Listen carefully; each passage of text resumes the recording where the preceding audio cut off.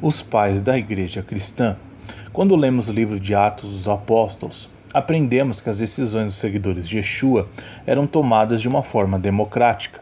Atos 1, 21 a 26, Atos 6, 5 e 6, Atos 15 e 25. Não havia um líder que impusesse unilateralmente a sua vontade, mas sim líderes que decidiam em conjunto em Jerusalém. Como tal, o modelo instituído por Inácio de Antioquia, que consistia na concentração de poder na mão de um homem, é totalmente antibíblico. Inácio acabou por usurpar a autoridade dos apóstolos e obteve o poder entre os gentios, estimulando outros bispos gentios a fazer o mesmo. Assim, a rebelião de Inácio estabeleceu uma divisão entre a seita dos nazarenos, que eram os primeiros seguidores do Messias Yeshua, e os novos cristãos. Atualmente, muitos pastores evangélicos, movidos pela ganância e rebeldia, criam cisões nas suas igrejas e levam consigo uma grande parte dos crentes para uma nova denominação por eles instituída. Foi exatamente isso que fez Inácio: promoveu uma rebelião e atraiu para si os gentios, determinando que se afastassem dos crentes nazarenos que tinham sucedido aos apóstolos. Yeshua e os apóstolos advertiam que apareceriam falsos profetas, e um falso profeta, segundo as Escrituras, é aquele que fala em oposição à Torá do Eterno, Isaías 8:20. De fato, Inácio foi um falso profeta, na medida em que ensinou que a Torá foi abolida. Mas se alguém vos ensinar a lei judaica, a Torá, não lhe deem ouvidos. Carta de Inácio aos Filipenses 2:6. Não sejam enganados por doutrinas estranhas, nem por fábulas antigas sem valor, pois se continuarmos a viver conforme a lei judaica, a Torá, estamos confessando que não recebemos a graça. Carta do Inácio aos Magnésios 3:1. Outro esquema diabólico que foi engendrado por Inácio foi a substituição do Shabat pelo domingo. Segundo as Escrituras, o Shabat foi instituído desde a criação, Gênesis 2, versículos 1 e 3, e a sua importância é tal que foi um dos mandamentos gravados pelo dedo do Eterno nas tábuas de pedra, Êxodo 20, versículos 8 a 11 e Deuteronômio 5, versículos 12 a 15. O Shabat é um sinal da aliança entre o Eterno e seu povo, Êxodo 31, 15 a 17 e Ezequiel 20, 12. Sendo bem claro que o gentio deve observar o Shabat, Êxodo 20, versículos 8 a 11 e Isaías 56, versículos 3 a 7. Yeshua guardava o Shabat como era seu costume, Lucas 4, versículos 14 a 16, Marcos 6, 1 e 2, Lucas 6, 6, Lucas 13, 10. De igual modo, os discípulos de Yeshua e os apóstolos cumpriam o mandamento do Shabat, mesmo após a morte de Yeshua, Atos 13, 14, Atos 43, 44, Atos 16, 13, Atos 17, 2. Desvinculando-se daquilo que as Sagradas Escrituras ensinam, Inácio substituiu o Shabat pelo domingo. Não mais observem os Shabats, mas observem o dia do Senhor, o domingo, no qual também a nossa vida floresce nele, através da sua morte. Carta de Inácio aos Magnésios 3:3. Portanto, não precisamos mais manter o Shabat como fazem os judeus. Carta de Inácio aos Magnésios 4:9. Aqueles que viviam na antiga ordem das coisas chegaram à nova esperança, e não observam mais o Shabat, mas o dia do Senhor, em que a nossa vida se levantou por meio dele e da sua morte. Alguns negam isso, mas é por meio desse mistério que recebemos a fé e no qual perseveramos para ser discípulos de Jesus Cristo, nosso único Mestre. Carta aos Magnésios 9:1. Atentemos bem para a jogada diabólica levada a cabo por Inácio. Primeiro usurpou a autoridade dos verdadeiros seguidores de Yeshua. Depois afirma que os fiéis deveriam obedecer aos respectivos bispos locais, sendo que ele mesmo era o bispo de Antioquia. Seguidamente, decreta que a Torá dada pelo Eterno foi anulada, e como tal, os homens agora não deveriam mais obedecer aos preceitos da lei Torá, mas sim aos mandamentos do bispo. Consequentemente, Inácio revoga o Shabat e substitui-o pelo domingo. O golpe fatal do santo, entre aspas, Inácio, foi a criação de uma nova religião, distinta da fé messiânica, que passou a chamar-se cristianismo. Surgem então pela primeira vez as expressões cristãos e cristianismo para designar esta nova religião. Abre aspas. Vamos, portanto, aprender a viver conforme as regras do cristianismo, pois quem quer que seja chamado por qualquer outro nome além desse, esse não é de Deus. Fecha aspas. É absurdo nomear Jesus Cristo e judaizar, pois a religião cristã não abraçou a judaica, mas a judaica abraçou a cristã. Carta de Inácio aos Magnésios 3, 8 e 11. Permanecei em Cristo e o estranho não obterá o domínio sobre vós. É absurdo professar Jesus Cristo com a língua e cultivar na mente o judaísmo, que agora chegou ao fim. Onde está o cristianismo, não pode estar o judaísmo. Carta de Inácio aos Magnésios 4:10. A Bíblia é por si só suficiente e enfática para perceber que Yeshua não criou uma nova religião, mas tão somente ensinou a fé original à luz das Escrituras. De modo totalmente contrário às lições do Messias, Inácio de Antioquia instituiu uma nova religião, o cristianismo, e colocou de lado a fé original de Yeshua e os seus primeiros discípulos. Estava aberto o caminho para a fundação do catolicismo romano. Eis as palavras de Inácio. Onde está Jesus Cristo? Está a Igreja Católica. Epístola aos Esmirnitas 8:2. Roma preside a Igreja na caridade. Carta aos Romanos, prólogo. Resumem-se os principais ensinamentos antibíblicos de Inácio de Antioquia nos seguintes tópicos. 1. Concentração do poder nas mãos de um só homem, o que posteriormente veio a abalizar o poder do Papa. Hoje o cristianismo ainda permanece com esta ditadura eclesiástica, inclusive no meio evangélico, em que as ordens do pastor devem ser obedecidas cegamente.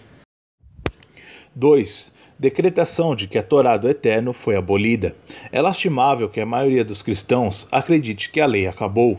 Por outro lado, não menos lastimável é o fato que muitos líderes judaicos messiânicos, influenciados por deturpações rabínicas, afirmam incorretamente que a Torá vigora apenas para os judeus, sendo facultativa aos gentios, que devem observar apenas as 7 leis noéticas. Em verdade, Deus não faz acepção de pessoas, de onde se conclui que a Torá se aplica integralmente aos judeus e aos gentios. Êxodo 20, versículos 8 a 11, Êxodo 12, 49, Números 9, 14, Números 15, 15 a 16, Levítico 16, 29, Levítico 24, 22, Romanos 11 e Efésios 2. Devem os gentios começar a cumprir regras mínimas, tal como consta em Atos 13. Porém, a cada Shabat, deve aprender mais mandamentos contidos na Torá. Atos 15, versículos 19 a 21. Terceiro, substituição ilegal do Shabat pelo domingo. Quarto, criação de uma nova religião, o cristianismo, no lugar da fé original ensinada por Yeshua e vivenciada pelos seus discípulos. Assim, já no final do primeiro século e início do segundo, Inácio de Antioquia cumpriu a profecia de Paulo acerca da apostasia que se instalaria. O cristianismo, nova religião criada com alicerces antibíblicos, iria avançar e substituir a fé original pregada por Yeshua e praticada pelos seus primeiros discípulos.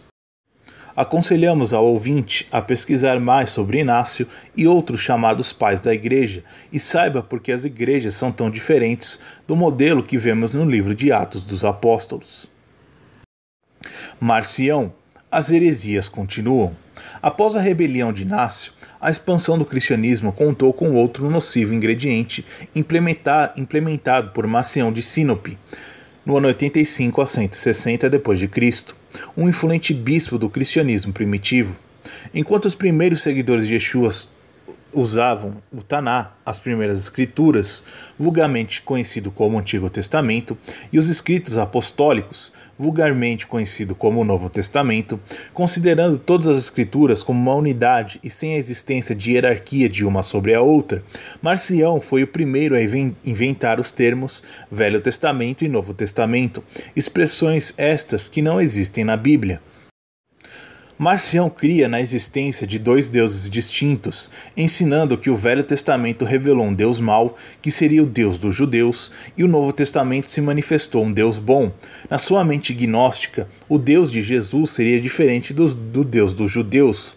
O pensador pagão preconizou um sistema dualista para explicar as supostas contradições entre o Velho e o Novo Testamento. Para justificar a existência de 2 deuses, Marcião interpretou as escrituras de maneira totalmente incorreta. Vejamos alguns exemplos. Disse Marcião que o Deus mau dos judeus ensinou olho por olho, enquanto o Deus bom de Jesus ensinou o amor. Este conceito é errôneo, visto que olho por olho não significa literalmente arrancar o olho de uma pessoa, mas sim o dever de indenizar um dano causado a outro, em valor proporcional à ofensa. Além disso, o Taná, as primeiras escrituras ou Antigo Testamento, o Todo-Poderoso ordenou o amor ao próximo. Amem o próximo como a vocês mesmos, e amem-no como a si mesmos. Levítico 19, 18 e 34. Logo, o amor do Eterno não surgiu com Yeshua. O Eterno sempre foi amoroso. Alegou Marcião que o Deus do Velho Testamento incentivava o divórcio e o adultério, e o Deus do Novo Testamento o proibiu. Outro equívoco crasso de Marcião, Yeshua ensinou que o divórcio foi dado pela dureza do coração humano, Mateus 19, 8, e a própria Torá diz que o homem se unirá à sua mulher, palavra no singular, ou seja, apenas uma mulher, e ambos serão uma só carne, Gênesis 2, 24. Deuteronômio igualmente afirma que não deveriam ser multiplicadas as esposas, Deuteronômio 17, 17. Em suma, a Torá nunca estimulou o divórcio e sempre abominou o adultério. Sustentou que o Deus do Velho Testamento não era onisciente, porque perguntou para Adão, onde estás? Gênesis 3:9. Esqueceu-se Marcião que o Eterno é tão misericordioso que fez esta pergunta para possibilitar a Adão e a sua mulher que se arrependessem dos seus pecados, confessando-os. O Deus do Velho Testamento, prossegue Marcião, é um Deus de vingança, crueldade e ódio, e o Deus de Jesus é bondoso e amoroso. Não percebeu Marcião que o Eterno não muda e sempre exteriorizou o seu amor e a sua justiça para com todos os homens? Em hebraico, a palavra Hesed, graça, aparece mais de 240 vezes no Taná, e o próprio perdão liberado pelo Eterno ao povo de Israel, após o episódio idólatra do bezerro de ouro, demonstra o seu grande amor. Por outro lado, no Novo Testamento, Ananias e Safira foram exterminados por Deus, Atos 5, versículos 1 a 11, o que demonstra que mesmo após Yeshua, a justiça do Eterno continua a operar. Em suma, em todas as épocas da história, o Eterno agiu com justiça e com misericórdia, aplicando uma ou outra de acordo com a sua infinita sabedoria. Na visão do marcionismo, Yeshua foi enviado pelo Deus Pai, o Deus bom, para superar o Deus mau. Este conceito é tão absurdo que dispensa maiores comentários. Explicava Marcião que o Deus do Antigo Testamento criou o mundo material para alastrar o mal, tornando-se a divindade dos judeus. Este Deus perverso outorgou a lei, a Torá, com o objetivo de promover uma justiça legalista que punisse severamente os homens pelos seus pecados com sofrimento e morte. O Deus de Jesus derrubou a lei, olhando a humanidade com compaixão e piedade. Outra grande heresia de Marcião, Yeshua afirmou que não veio revogar a lei, Mateus 5,17, e Paulo considerou a Torá santa, justa e boa, Romanos 7,12, chegando a dizer: segue-se então que abolimos a lei por meio da fé? De maneira nenhuma, ao contrário, confirmamos a lei, Romanos 3,31. Para distinguir a obra do Deus amoroso em relação ao Deus cruel, Marcião dividiu as Escrituras em Velho Testamento e Novo Testamento. Ora, quem lê a Bíblia em hebraico sabe que não existe a palavra testamento. A bem da verdade, o profeta Jeremias usou a expressão Brit Hadashah, que significa aliança renovada ou nova aliança, Jeremias 31, 31 a 34. Com base nesses textos do profeta referido, deduz-se que Yeshua veio para escrever a Torá no coração dos seus discípulos. Assim, o correto é usar a nomenclatura judaica. 1. Taná, primeiras escrituras, isto é, aquelas anteriores a Yeshua. 2. Brit Hadashah, aliança renovada ou nova aliança, ou como preferem alguns, escritos apostólicos, que são os escritos posteriores a Yeshua. Daí que o Taná e a Brit Hadashah, em conjunto, formam o que conhecemos como Bíblia, inexistindo superioridade de um sobre o outro. Seguindo a linha de Inácio de Antioquia, Marcião afirmou que o cristianismo era distinto e oposto ao judaísmo. Marcião atraiu um grande número de seguidores e, após ter excomungado da Igreja de Roma, erigiu uma comunidade independente. A Igreja de Marcião se expandiu com extrema força, alcançando multidão de pessoas, e devemos destacar que o seu movimento perdurou por muitos séculos. Numerosos gentios se agarraram a Marcião, fugindo do Deus mau dos judeus, o Criador dos céus e da terra, para a crueldade. O ódio pelos israelitas, incluindo seus primeiros discípulos, ganhou um novo propulsor. Policarpo, que foi discípulo de João, chamou Marcião de primogênito de Satanás. Lamentavelmente, o cristianismo adotou inúmeras heresias do bispo gnóstico. Além disso, a teologia cristã lançou as sementes do marcionismo e colheu heresias ainda maiores. Até hoje, o cristianismo, na sua quase totalidade, ensina as teses antibíblicas iniciadas por Marcião. 1. A lei foi abolida por Cristo. 2. A Igreja substitui Israel nos planos de Deus. 3. Existe uma separação entre Velho e Novo Testamento. Milhares de pastores no mundo inteiro, discípulos indiretos do gnosticismo de Marcião, ensinam para os membros de suas igrejas: vocês não precisam cumprir isto ou aquilo, porque são mandamentos do Velho Testamento. Todavia, são esses mesmos pastores que cobram os dízimos, preceitos da lei, instituídos pelo Antigo Testamento. Que perversão! Para lucrar com os dízimos, o Velho Testamento é válido, mas para cumprir a vontade do Altíssimo, pregam os pastores. O Velho Testamento está ultrapassado, anulado e abolido. No seio do cristianismo, existe uma doutrina maligna que foi influenciada direta ou indiretamente pelo marcionismo, a teologia da substituição. Defende a teologia da substituição a tese de que o Novo Testamento, os cristãos substituíram os israelitas nas promessas feitas por Deus. Afirma que os judeus negaram Yeshua e por isso foram rejeitados por Deus, que elegeu a igreja para ocupar o lugar que antes pertencia ao povo de Israel. Essa teologia ensina: 1. Que o Novo Testamento substituiu o Velho Testamento. 2. A igreja substituiu Israel. Aqui uma aspas. Israel, quando eu falar aqui, é o Israel bíblico. Não tem nada a ver com esse Estado sionista que a ONU criou. 3. A graça substituiu a lei. 4. O cristianismo substituiu a fé israelita, a fé do Antigo Testamento. Há diferentes modalidades da teologia da substituição, chamadas por R. Kendall Solin de supersionismo. Este pode ser punitivo, econômico ou estrutural. The God of Israel, in Christian Theology, Minneapolis, 1996. Editora Fortress. Primeiro, supersionismo punitivo.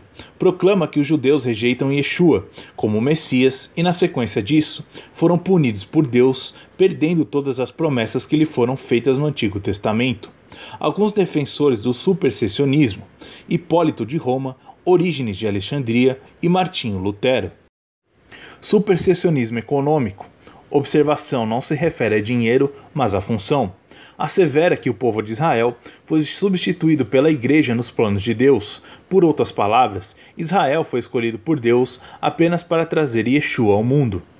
Como a vinda do Messias, instituiu-se a igreja e Israel perdeu a finalidade. Alguns defensores desse supersessionismo: Justino Mártir e Agostinho. 3. Supersessionismo estrutural. Promove a marginalização do Antigo Testamento como norma para a vida cristã, isto é, não nega o Antigo Testamento, mas o desvaloriza, tornando-o inferior ao Novo Testamento. O Antigo Testamento é válido, porém o que realmente importa é o Novo Testamento. As regras do Antigo são vistas como de pouca relevância. Além destes 3 tipos de supersessionismo, apresentados por Kendall Solin, o teólogo David Novak apresenta os conceitos de supersessionismo fraco e supersessionismo forte. Two Faiths, One Covenant, Jewish and Christian, in Christian Identity, in the Presence of the Other, The Covenant in Rabbinic Thought, Roman e Litfield, 2004. Eis os seus conceitos. Supersessionismo fraco. A nova aliança instituída pelo Novo Testamento é entendida como uma adição à aliança anterior, à religião dos judeus. Assim, Deus não revogou a primeira aliança com o povo de Israel, mas os gentios não precisam da primeira aliança, bastando se conectar com Yeshua. Este supersessionismo é chamado de fraco porque é subtil, mas mesmo assim possui um verniz antibíblico. Qual o erro dessa teoria?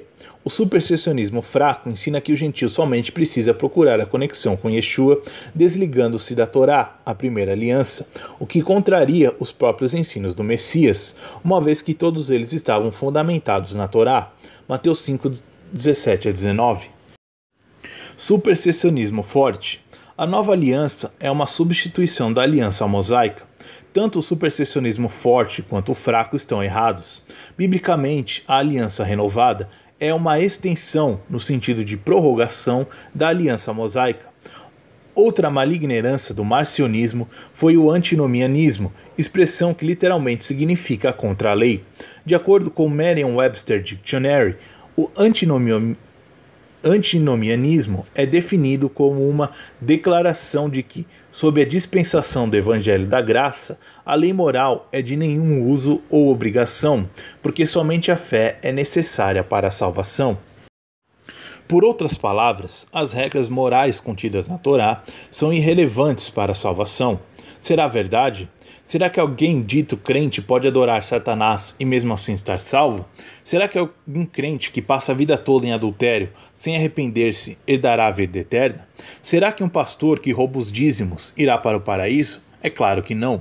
Logo, percebe-se que as regras morais contidas na Torá são importantes. Yeshua advertiu que quem o ama iria obedecer aos mandamentos, João 14,15, bem como realizaria o que o Pai deseja, Mateus 7,21. Disse ainda que aquele que não desse fruto seria lançado no fogo, Mateus 7,19. Tiago escreveu que a fé sem obras é morta, Tiago 2,17, ou seja, é necessário algum tipo de obediência às regras morais da Torá. A ideia de que a lei Torá foi abolida difundiu-se através de Inácio de Antioquia, Marcião e todos os demais pais da Igreja Católica, sendo incorporada por quase todos os protestantes clássicos e evangélicos, o que contraria o ensino de Yeshua, no sentido de que não veio revogar a Torá, Mateus 5, 17 a 19.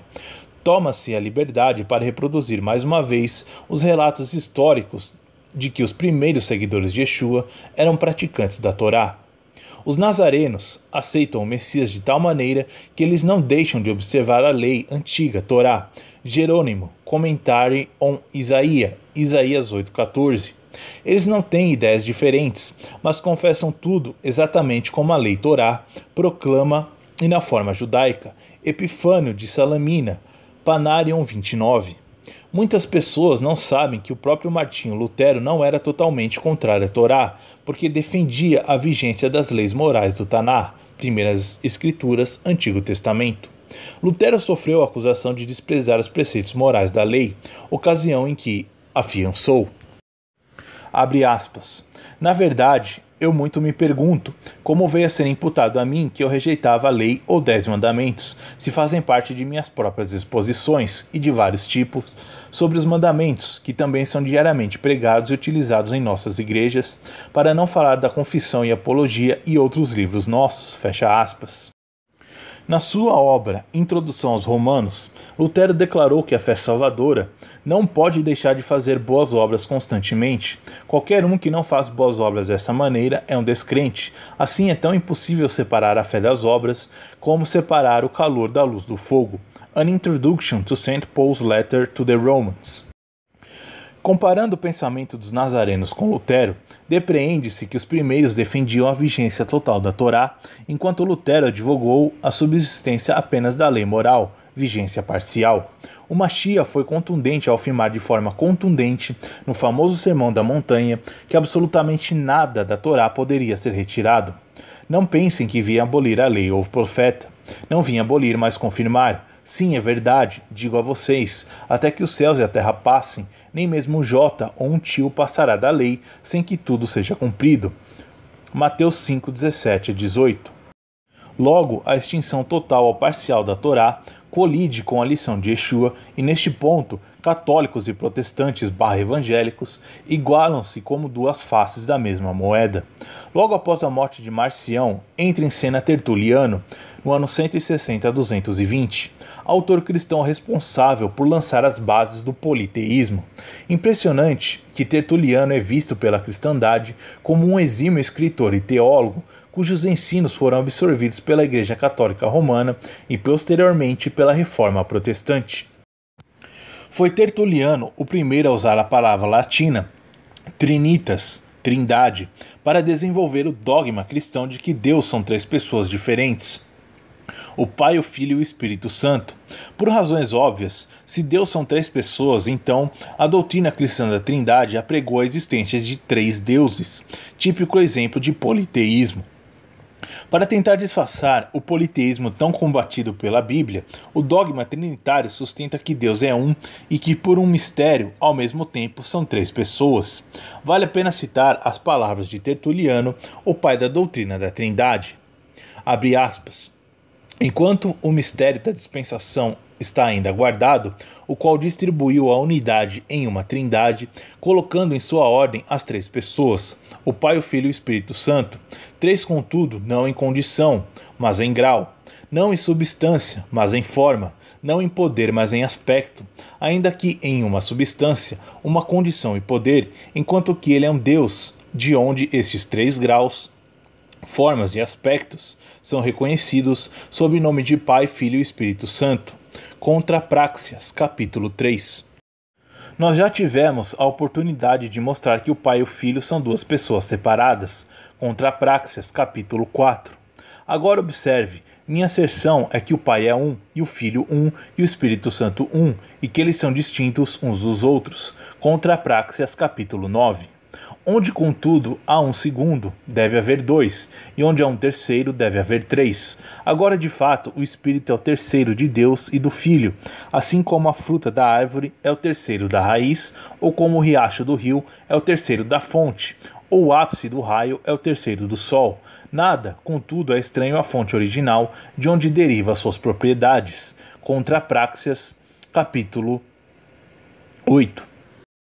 Incorporou o catolicismo romano a doutrina da Trindade nos concílios de Nicéia, 325 d.C., e Constantinopla, 381 d.C., ambos realizados sem a presença dos israelitas crentes em Yeshua, os nazarenos. O primeiro concílio referido estabeleceu a divindade de duas pessoas da Trindade, o Pai e o Filho, e o segundo acrescentou o Espírito Santo, assentando de uma vez por todas o dogma trinitário.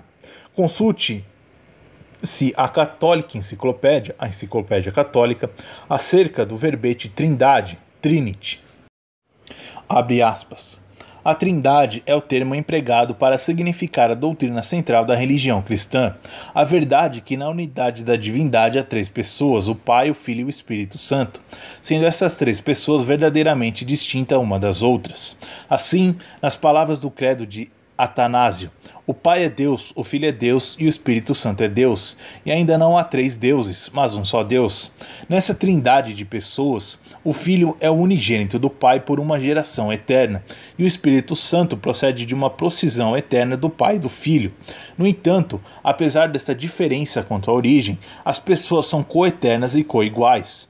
Todos são igualmente incriados e onipotentes.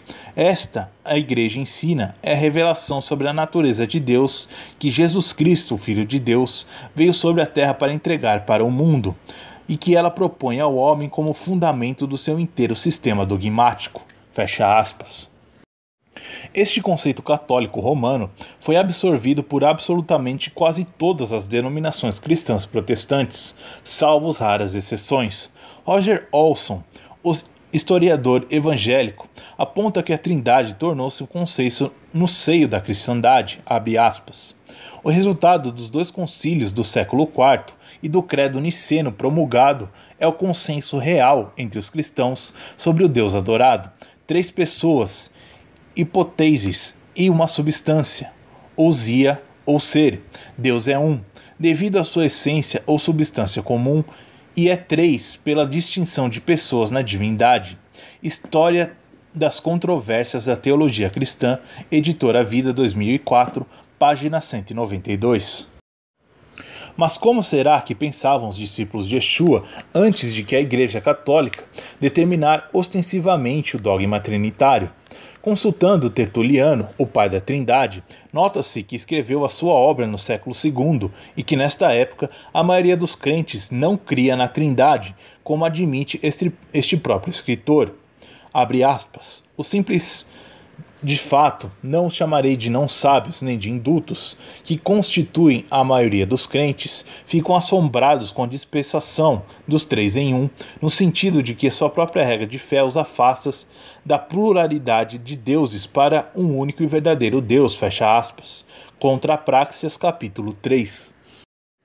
É de clareza solar que a maioria dos fiéis ficou assombrada com a dispensação dos três em um, trindade, isto é, refutava o conceito de três pessoas. Então, no período do segundo século para trás, em quem realmente acreditava esta grande multidão de seguidores de Yeshua, apesar de criticá-los, chamando-os de monarquistas por crerem no governo de um só eterno, Tertuliano registra o pensamento da maioria. Abre aspas. Os primeiros crentes judeus e gentios acreditavam que o Eterno é um, e não três. Lutavam contra a doutrina da Trindade, até mesmo num estágio inicial, acusando Tertuliano de pregar o politeísmo. Eis o dizer de Tertuliano: eles estão constantemente atacando-nos, dizendo que somos pregadores de dois deuses e de três deuses, enquanto eles mantêm preeminentemente o crédito para eles mesmos de serem adoradores do único Deus. Fecha aspas. Contra a Praxeas, capítulo 3. Estão corretos os nazarenos e os primeiros cristãos gentios ao proclamarem que o Eterno é um, uma vez que a Torá é bastante contundente a esse respeito. Ouve, ó Israel, Yahweh é nosso Elohim e Yahweh é um. Deuteronômio 6:4. Podemos avançar que Tertuliano veio de uma família pagã e provavelmente foi influenciado pela cultura idólatra acerca da existência de um panteão com três deuses. Escreveu o erudito Andrew Gabriel Roth o seguinte, abre aspas, a teologia de Tertuliano muito se assemelha a Nimrod, Semiramis e Tammuz, que eram originalmente a trindade da Babilônia, e ele, Tertuliano, inseriu as pessoas do Pai, do Filho e do Espírito Santo, tornando-os extremamente populares entre os cristãos gentios pagãos, fecha aspas. Aramaic English New Testament, quarta edição 2011, página 834. Com efeito, a crença em três deuses permeou diversas culturas pagãs. Nas religiões da Babilônia e Assíria já se pregava uma tríade, pois os idólatras pensavam que o universo foi dividido em três regiões, céu, terra e água, cada uma sob o domínio de um deus, Anu, Enlil e Ea. No Antigo Egito também vigia a trindade dos deuses, Horus, Ísis e Osíris. Igualmente no hinduísmo se destacam Brahma, deus da criação, Vishnu, deus da preservação e Shiva, deus da destruição. Muito antes do advento do Messias de Israel, os religiosos da Grécia e de Roma adotavam três principais deuses no panteão. Em síntese, o paganismo, que formava o pano de fundo cultural dos pais da Igreja, terminou a exercer uma poderosa influência na teologia cristã. É fundamental ler a opinião de renomados historiadores. O cristianismo não destruiu o paganismo, ele o adotou. Do Egito vieram as ideias de uma trindade divina. Trecho retirado do livro The History of Civilization, Caesar and Christ, parte 3, de 1994, página 595, do escritor William Duran. Se o paganismo foi conquistado pelo cristianismo, é igualmente verdade que o cristianismo foi corrompido pelo paganismo. O puro deísmo dos primeiros cristãos foi mudado pela Igreja de Roma para o incompreensível dogma da Trindade. Muitos dos dogmas pagãos, inventados pelos egípcios e idealizados por Platão, foram retidos como sendo dignos de crença. Edward Gibbon, History of Christianity, 1891, página 16. Os três pilares centrais do paganismo, conforme destacado, foram Inácio de Antioquia, Marcião e Tertuliano, cujas doutrinas até hoje se fazem presentes no cristianismo. Inácio rebelou-se contra a autoridade israelita dos nazarenos, promovendo a primeira grande cisão entre os seguidores de Yeshua. Criou a religião chamada cristianismo, abalizada nas seguintes características: distanciamento total do judaísmo de Yeshua e dos nazarenos, revogação da Torá, substituição do Shabat pelo domingo, concentração do poder nas mãos de um homem, reputado o representante de Deus na terra. Em sequência, Marcião reforça o paganismo ao ensinar que existem dois deuses em conflitos no universo. O Deus dos judeus é malvado e perverso, logo deveriam os cristãos rejeitar tudo o que proviesse da religião judaica. Anulação da Torá. Divide entre Velho Testamento, repleto de regras ímpias, instituídas pelo Deus dos judeus, e o Novo Testamento, que revela o Deus bom e amoroso, o Pai de Jesus. Para engrossar as fileiras da heresia, Tertuliano cria a doutrina da Trindade e lança para dentro do cristianismo o politeísmo idólatra. Tudo isto foi chancelado pela Igreja Católica e posteriormente encontrou eco na teologia protestante filha de Roma. A partir de então, o cristianismo foi afundado na areia movediça dos absurdos. Justino Mártir, do ano 100 a 165, cresceu no meio a uma família pagã e durante os seus estudos adotou o platonismo. Após se tornar cristão, ensinou acerca da Eucaristia, Santa Ceia, prescrevendo que o pão e o vinho servidos eram literalmente o corpo e o sangue de Cristo. Teoria da transubstanciação. Abre aspas. Pois não tomamos essas coisas como pão ou bebida comuns, senão assim como Jesus Cristo foi feito carne pela palavra de Deus, teve carne e sangue para salvar-nos. Assim também o alimento foi feito Eucaristia. É a carne e o sangue de Jesus encarnado, fecha aspas. Primeiro livro das Apologias de Justino, páginas 65 a 67. Tal como os outros pais da Igreja, Justino Mártir divulgou a separação total entre cristãos, gentios e judeus, nazarenos ou não, sob o fundamento de que a lei foi anulada por Cristo. No livro Diálogo com Trifão, assevera Justino que o cristianismo é a nova lei para todos os homens. Já que na lei Torá existem várias promessas aos filhos de Israel, Justino advoga a tese de que os cristãos são o veros Israel, verdadeiro Israel, ou seja, o povo eleito do Senhor deixa de ser o Israel propriamente dito, descendentes carnais de Jacó, e passa a ser a Igreja. Poderiam os cristãos desfrutar das bênçãos de obediência à Torá, lei, escreveu Justino. Abre aspas. Com efeito, ó Trifão, eu li que deveria vir uma lei perfeita e uma aliança soberana em relação às outras, que agora devem ser guardadas por todos os homens que desejam a herança de Deus. A lei dada sobre o Monte Horebe já está velha e pertence apenas a vós. A outra, porém, pertence a todos. Uma lei colocada contra outra lei anula a primeira.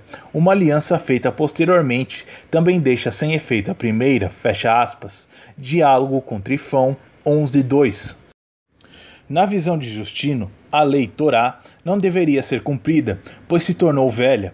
Porém, o próprio Eterno ordenou que a sua palavra, a Torá, iria durar para sempre. Salmo 119, versículo 160.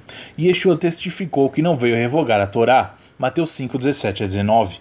Para justificar o motivo pelo qual os cristãos não guardam o Shabat, o quarto dos 10 mandamentos, Êxodo 20,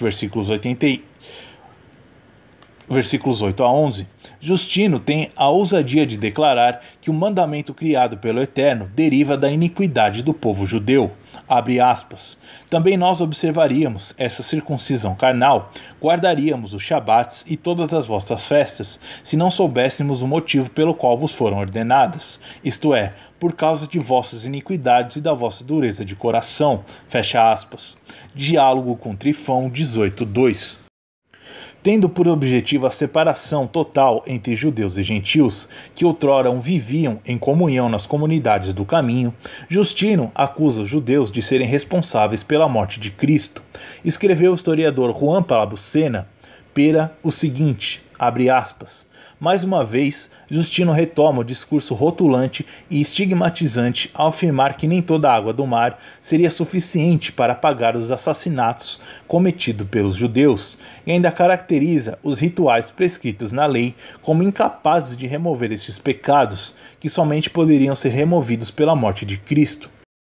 Há uma clara intenção de circunscrever a lei ritual ao povo judaico, caracterizado como povo de assassinos, praticantes de rituais que em si mesmos seriam vazios, mas que encontrariam sua razão de ser apenas se entendidos como tipos proféticos de Jesus Cristo, fecha aspas.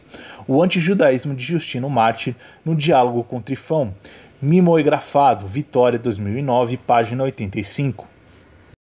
Responsabilizar os judeus pela morte do Messias tornou-se um dos grandes slogans do cristianismo, resultando em milhões de mortes ao longo da história, principalmente durante as Cruzadas, a Inquisição e o Holocausto Nazi. Este último evento levou ao extermínio covarde de 6 milhões de judeus.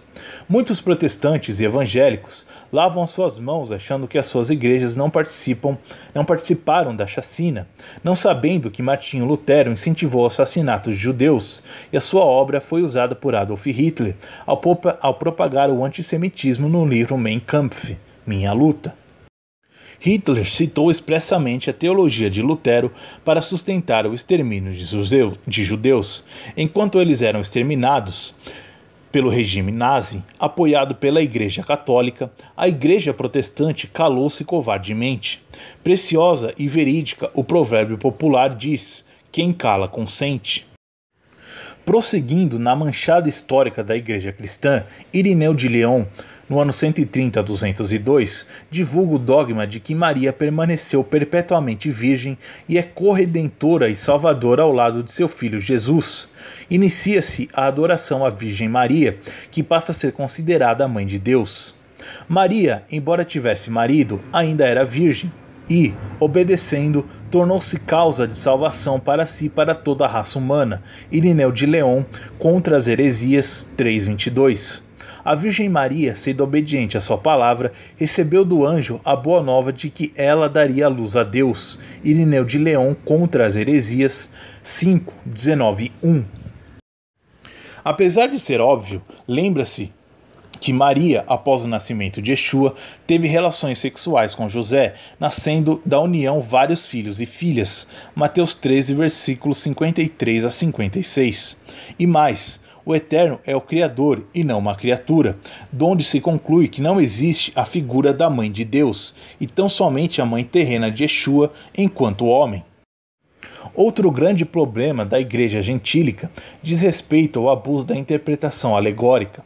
Os cristãos, que eram oriundos do paganismo, tentaram conciliar o pensamento semita contido no Taná, Primeiras Escrituras, o Antigo Testamento, com a filosofia grega, usando um método de exegese que extrapola a literalidade do texto. Eis alguns exemplos. Justino afirmava que Leia representava os judeus, Raquel simbolizava a igreja e Jacó é Cristo, que serve a ambos. A atitude de Arão e Ur de sustentar as mãos de Moisés simboliza a cruz. Justino afirmava que o Antigo Testamento era pertinente aos cristãos, mas essa pertinência, dizia ele, era percebida por meio de alegorização. Irineu morou em Esmirna. Ele, Irineu, afirmou, por exemplo, que os 3 espias, e não 2, que Raabe escondeu, representam Deus Pai, Deus Filho e Deus Espírito Santo. Em sua excessiva alegorização, Clemente ensinava que as proibições mosaicas de comer porco, falcão, águia e corvo, Levítico 11, 7, Levítico 13 e 19, representavam, respectivamente, a ânsia impura pela comida, a injustiça, o roubo e a cobiça. No episódio em que 5.000 pessoas foram alimentadas, Lucas 9, 10 a 17, os 2 peixes simbolizam a filosofia grega, as miscelâneas, mediante a alegorização. Orígenes ensinava que a Arca de Noé simboliza a igreja e que Noé simbolizava Cristo. O episódio em que Rebeca tirou água do poço para os servos de Abraão significa que devemos recorrer diariamente às Escrituras para ter um encontro com Cristo. Na entrada triunfal de Jesus, a jumenta representa o Antigo Testamento, o jumentinho, o Novo Testamento, e os 2 apóstolos, os aspectos moral e místico das Escrituras.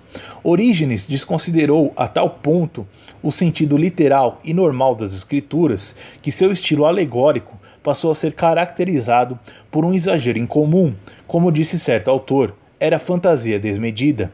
A interpretação bíblica Roy Bezuk Vida Nova, 2008, páginas 39, 41 e 42.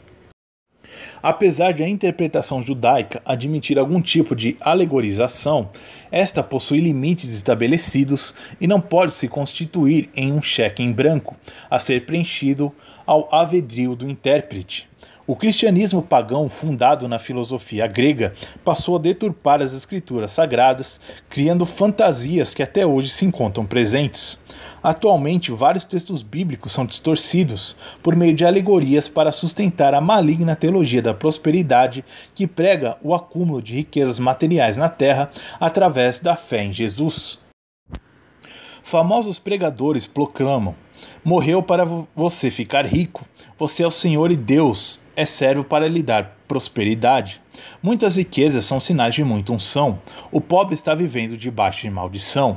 Todas essas afirmações absurdas são extraídas de interpretações equivocadas das Escrituras, pautadas em abuso manifesto da interpretação alegórica.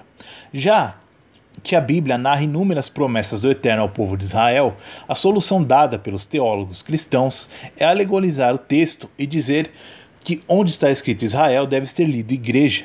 Esta técnica aniquiladora das escrituras tem por objetivo legitimar o cristianismo como religião criada pelo homem, bem como a manutenção do poder social, político, religioso e econômico das igrejas. O vendaval pagão também exerceu influência sobre o aspecto medular do cristianismo, a liturgia. Inicialmente surgiu a liturgia católica no meio do ambiente idólatra. Posteriormente, a liturgia protestante também se valeu dos mesmos elementos pagãos. Tanto a missa católica quanto o culto protestante possuem idêntica fórmula: cânticos, sermão, oração ou cântico no final. No sermão, somente o padre ou pastor podem pregar. Todos ficam calados e nenhuma pergunta pode ser feita. Este não era e nunca foi o modelo adotado pelos primeiros seguidores de Yeshua, os chamados nazarenos. Nas reuniões da seita chamada Caminho, todos os membros participavam de forma espontânea, livre e aberta, podendo ler as escrituras, ensinar e formular perguntas. Os encontros eram participativos e todos eram considerados iguais, inexistindo a hierarquia eclesiástica que torna um homem superior ao outro. Atualmente, o padre, o pastor e o rabino são reputados na prática como pessoas mais importantes do que os membros de suas congregações, o que é totalmente incompatível com as Escrituras. Essas conclusões são endossadas pelo autor cristão Frank Viola. Abre aspas. Os pastores falam rotineiramente às suas congregações: fazemos tudo conforme a Bíblia. Contudo, praticam esta férrea liturgia. Eles não agem corretamente. Acredito que esta falta de veracidade deve-se mais à ignorância do que à má fé. Verifique a sua Bíblia, do princípio ao fim. Você não encontrará nada semelhante a isso. Os cristãos do século I nada sabiam sobre tais coisas. Na realidade, essa liturgia protestante tem tanto apoio bíblico quanto a missa católica. Nenhuma das duas tem qualquer ponto de contato com o Novo Testamento. Fecha aspas. Cristianismo Pagão, 2005, página 14. Pior que isso, embora Lutero falasse muito sobre sacerdócio de todos os crentes, ele nunca abandonou a prática de ordenação do clero. De fato, a sua crença era tão forte num clero ordenado que escreveu: o ministério público da palavra deve ser estabelecido pela ordenação santa, como a mais importante das funções da igreja. Sob a influência de Lutero, o pastor protestante simplesmente substituiu o sacerdócio católico. Obcite, página 18. Após comparar a liturgia católica com a protestante / evangélica, ambas inspiradas no paganismo, Frank Viola conclui: enfim, a liturgia de Lutero era nada menos que uma versão truncada da missa católica. A missa de Lutero detinha os mesmos problemas da missa católica. Os paroquianos continuaram sendo espectadores passivos, com a exceção de poderem cantar, e toda a liturgia era dirigida por um clérigo ordenado, o pastor tomado o lugar do sacerdote. Obcite, página 17. O modelo do sermão vigente é antibíblico porque é estruturado da seguinte forma: é pregado em cima do púlpito, sempre por uma mesma pessoa, padre, pastor ou rabino. Trata-se de um monólogo dirigido a uma plateia passiva, que na maior parte das vezes está completamente alheia ao que está a ser dito. Contém uma introdução, o desenvolvimento, 2 ou 3 tópicos e uma conclusão. Nas sinagogas do primeiro século, frequentadas pelos primeiros crentes em Yeshua, havia liberdade para que qualquer membro pudesse pregar a Torá, e todos poderiam formular perguntas e debater os temas examinados. David Norrington, To Preach or Not to Preach? The Church Urgent Question. Cálice, 1996, página 4. Se no primeiro século não existia a figura do sermão, tal qual hoje é conhecido, visto que a participação era coletiva, de onde surgiu o sermão cristão? Recorre-se ao magistério de Frank Viola. O sermão cristão foi adotado diretamente da fonte pagã da cultura grega, Obsite, página 35.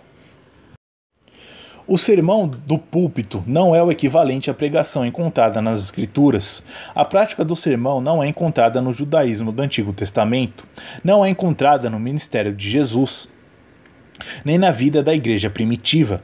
Além disso, Paulo disse aos gregos convertidos que ele próprio recusou ser influenciado pelas formas de comunicação utilizadas pelos pagãos de seu tempo. O sermão é uma vaca sagrada, concebida no ventre da retórica grega. Nasceu na comunidade cristã, quando os ex-pagãos, agora cristãos, começaram a levar seus estilos de oratória para a igreja. No século III, era comum um líder cristão proferir sermões. No século IV, virou norma.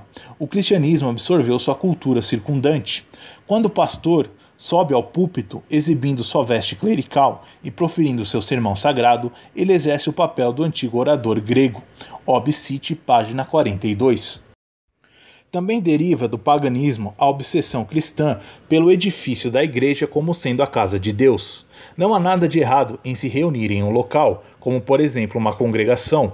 O que é deplorável é o pensamento de que o Eterno somente irá abençoar o homem caso esse esteja num local específico, a igreja. Os nazarenos reuniam-se em sinagogas e em casas, porém não supervalorizavam o lugar em si. Milhões de cristãos acham que precisam ir à igreja para serem abençoados, porque Deus opera na igreja que é a sua casa. Este não é o pensamento dos nazarenos, porquanto Estevão discursou que o Eterno não habita em lugares feitos por mãos humanas, Atos 7,48, e Paulo declarou: o Elohim que criou o universo e tudo o que nele há, que é Senhor do céu e da terra, não habita em templos erigidos por mãos humanas, Atos 17,24. Com a oficialização do cristianismo no século IV, pelo imperador Constantino, este começou a construir edifícios de igrejas nos mesmos moldes do paganismo. Proliferaram-se as igrejas ao longo do Império Romano, seguindo-se a metodologia pagã de erigir templos para adorar aos deuses. Curioso que Constantino designou as suas igrejas com nomes de santos, tal como os pagãos nomeavam seus templos com os nomes de seus deuses. Os edifícios tornaram-se lugares sagrados, dotados de uma aura mística que abençoaria seus frequentadores. Tal noção profana subsiste até hoje no âmbito das denominações cristãs, católicas e protestantes/evangélicas, explícita ou implicitamente. Quem nunca ouviu pastores falando na televisão: venham para o culto da nossa igreja e você será abençoado?